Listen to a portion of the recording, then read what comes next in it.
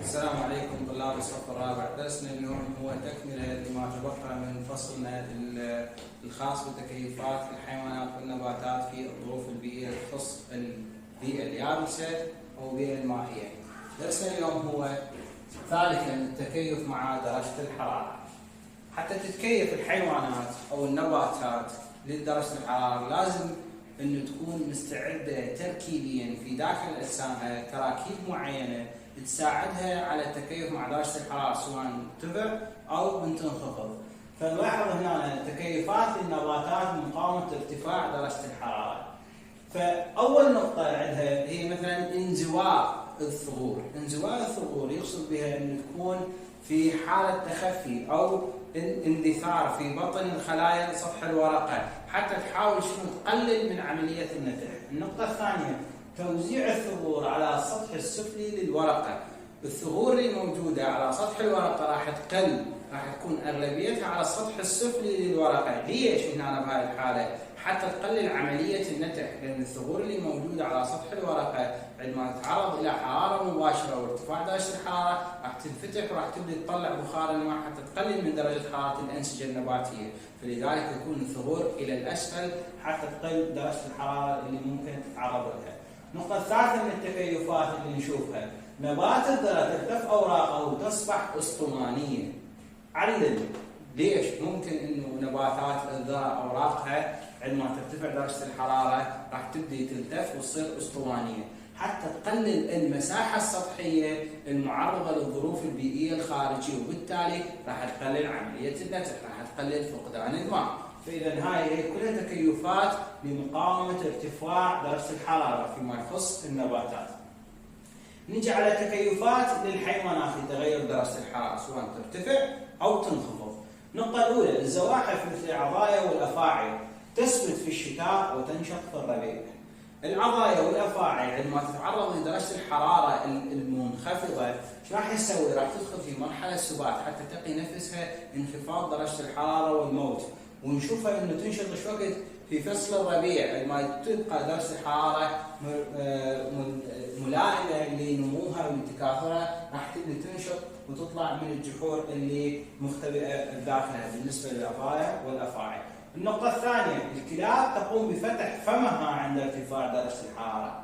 علل دائما نشوف احنا في فصل الصيف الكلاب دائما تفتح فمها وتمد لسانها وتسوي عملية يسموها اللهث او يلهث. الكلاب تظل تلهث في فصل الصيف، تمد لسانها ودائما نشوف حركة لسانها دائما يطب ويطلع حتى شنو هنا تحاول تخفض درجة حرارتها عن طريق اللسان بما يحتويه بغزارة من الأوعية الدموية الشعرية اللي موجودة في لسانها هنا، والرطوبة اللي موجودة على اللسان عندما يتبخر الدم اللي موجود داخل اللسان هنا راح تنخفض درجة حرارته.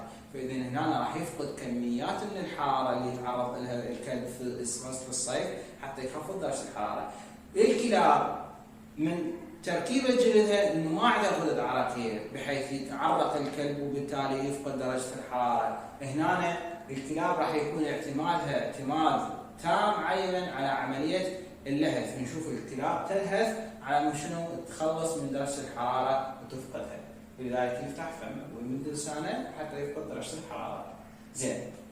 ثلاثة بعض الحيوانات تلجأ للاختباء في الجحور تحت سطح الأرض. بعض الحيوانات عندما ترتفع درجة الحرارة ممكن تتعرض إلى ظروف قاسية، ممكن يتبخر الماء من عندها والظروف اللي تعيش فيها ما بها الكميات الملائمة من الماء، فبالتالي هنا حتى تتلاشى أو تتلافى عملية فقدان الماء تشوفها دائما تختفي داخل الجحور في تحت سطح التربة، تحتمي من درجة الحرارة، أو حتى ممكن تختفي من البرودة العالية مثل ما نشوف في الفئران بالصحارى. الفئران الصحراوي نشوف انه هي تختفي في داخل الجحور مالتها تحت سطح الارض حتى تختفي من درجة الحرارة العالية صيفا. زين. بعض الحيوانات القطبية اللبونة لديها طبقة دهنية سميكة تحت الجلد. علل ليش الحيوانات اللبونة القطبية بتكون عندها طبقة دهنية سميكة تحت الجلد؟ من هاي الحيوانات اللبونة هي الدب القطبي نشوف انه عنده طبقة دهنية سميكة تحت جلدها. هنا الطبقة الدهنية راح تقيها البرد القارص اللي موجود في المناطق القطبية وانخفاض درجة الحرارة عالية، فهنا الطبقة الدهنية يقيها من البرودة وبالتالي يولد حرارة بنفس الوقت، لأن هنا عملية راح يتم استهلاك للدهون اللي موجودة حتى يحافظ على درجة الحرارة الثابتة، لأن الحيوانات اللبونة من الحيوانات الثابتة درجة الحرارة. زين، نجي إلى رابعا، هنا ينتهي موضوع التكيف مع درجة الحرارة. رابعا التكيف مع نوع الغذاء وطريقة التغذية. حتى الغذاء اللي يتغذى عليه الكائن الحي لابد انه يصير عنده بجسمه تكيفات معينه حتى شنو يقدر يحصل على هاي الماده الغذائيه ويستفاد من عندها ويدخلها الى داخل جسمه ويمتصها. فاذا راح نشوف هنا طرق للتغذيه حتى يتكيف الكائن الحي مع الغذاء اللي دا يستهلكه. فاولا عندنا احياء ذاتيه التغذيه. ألف، النباتات تقوم بعملية البناء الضوئي، فهنا عندنا الأحياء الذاتية التغذية تقسم إلى قسمين، النباتات اللي تقوم بعملية البناء الضوئي، وأحياء ذاتية التغذية الكيميائية تقوم بعملية البناء الكيميائي. عندنا نوعين من البناء، بناء ضوئي وبناء كيميائي.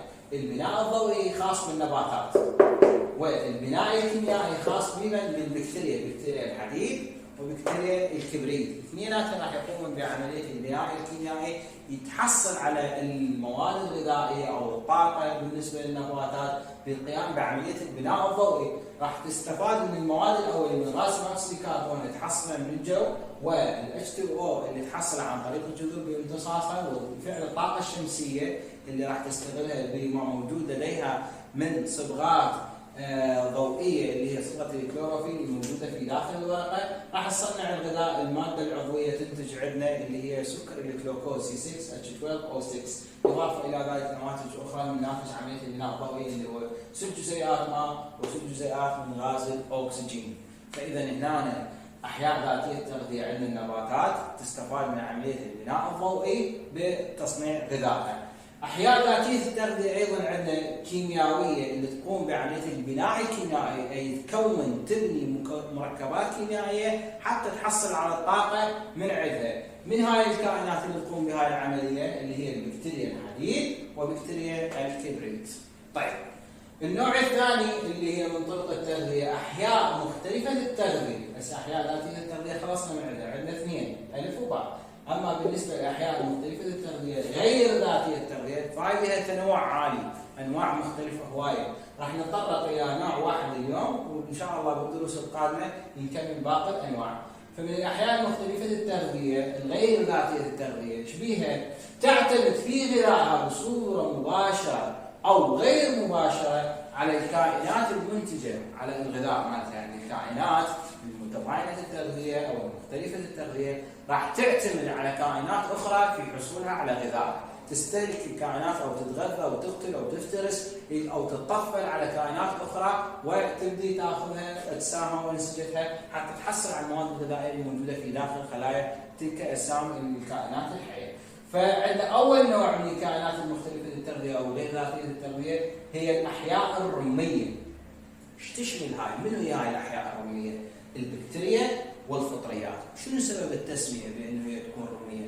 الكائنات الحيه اللي تتغذى وتحلل المواد العضويه لبقايا اجسام الكائنات الميته نسميها هاي رميه. فالاحياء الرميه هي تتغذى وتتحلل المواد العضويه لبقايا اجسام الكائنات الميته، يعني راح تباشر باكل او التغذي على الكائنات الميته التي ليس فيها حياه، انسجتها لكائنات ميته. زين، النقطه الثانيه، هاي الكائنات الرميه او الاحياء الرميه شو تسوي؟ تزيد من خصوبه التربه. شلون؟ هاي الكائنات الميته لما تموت تبقى جثثها العضويه، تبدي تهاجمها، تفسخها، تكسرها، محتوياتها، انسجتها، تاخذ المواد الغذائيه اللي تستفاد من عندها وتطرح المواد الاخرى، الفضلات اللي هي تعتبر مواد اوليه تزيد الخصوبه مالت التربه اللي يستفاد من عندها منهم النباتات. زين، تمنع تكدس المواد العضويه، نقصد بها المواد العضويه بقايا الكائنات الحيه الميته، واعاده تدوير العناصر الاوليه المتكونه هنا في المواد العضويه. يعني هنا الكائن الحي عندما يموت راح تبقى جثه، راح تبقى انسجه جسمه، تجي تهاجم الكائنات الرميه وتتغذى عليه وتحلل جسمه. عملية تحلل جسمه، عملية طرح المواد الأولية، إعادتها إلى البيئة مرة ثانية حتزيد الخصوبة وتمنع تكدس جثث الكائنات الحية حتى نتخلص من المواد العضوية ونرجعها إلى الطبيعة مرة ثانية حتى يستفاد من عندها النبات مرة أخرى ويتعاد دورة إنشائها واستفادة منها مرة ثانية النبات بعملية البناء الضوئي. اللي كان ينتهي درسنا إن شاء الله نشوفكم بالمحاضرات القادمة ونكمل دروسنا تباعا. نشوفكم على خير إن شاء الله.